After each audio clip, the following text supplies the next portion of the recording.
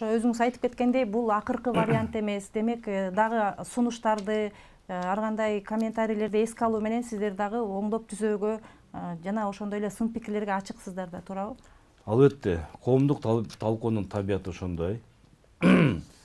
Коомдук талкуу бир айдан кийин сунуштар келип түшкөн болсо, анын баарын эске алуу менен акыркы долбоору комитетке чыгат.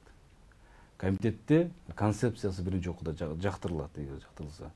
Анан кийин экинчи окууда дагы ошол учурда парламенттик угуу, коомдук угуу, кенен дагы мындайча айтканда жүзмө жүз отуруп алып, каршылаш пикирлер менен талкуулоо, ошонун баардыгы бүткөндөн кийин анан экинчи окууда ошол сунуштар келген болсо, алар кабыл алынып, экинчи окууда кабыл алынат.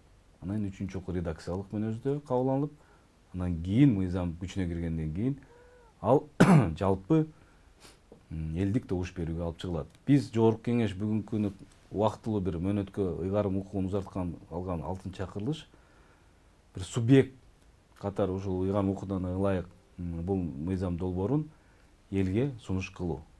Жалпы элдик референдум негизинде добуш берүү менен эл өзү чечиш керек. Бизге кандай башкаруу керек? Мына ушул биз сунуштап жаткан долбоорбу же бүгүнкү иштеп жаткан башка мыйзамбы? Ал жерде ооба жана жок деген эки гана сурамжылоо менен аныктала турган бюллетень даярдалат. Ошо айрым саясатчылар азыр караманча каршы болуп эле аябай жаман пикирлерин билдирип атышат да, алар деле билип турат да, туура ошо коомдук талкууда мындай оңдоп түзөтүү болоорун.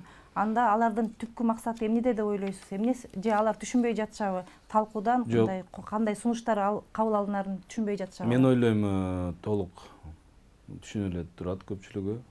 Мен мисалы Өмүрбек Чиркеш Текебаевдин туура кабыл алам сон пикирлер сунуштарын. Себеби ал киши бүгүнкү аракетте болуп аткан мыйзамдын негизги авторлорунун бири, атасы да Конституциянын.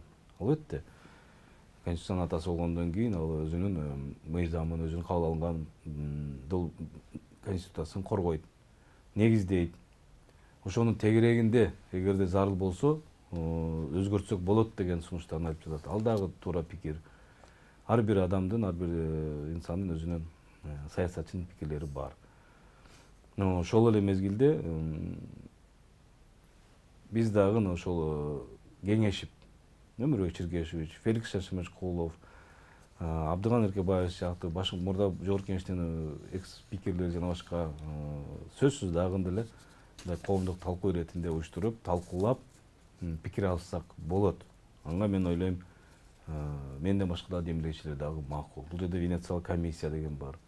Конституциялык палатадан чечимдерди сурам алгыла деген маселелер болуп атат.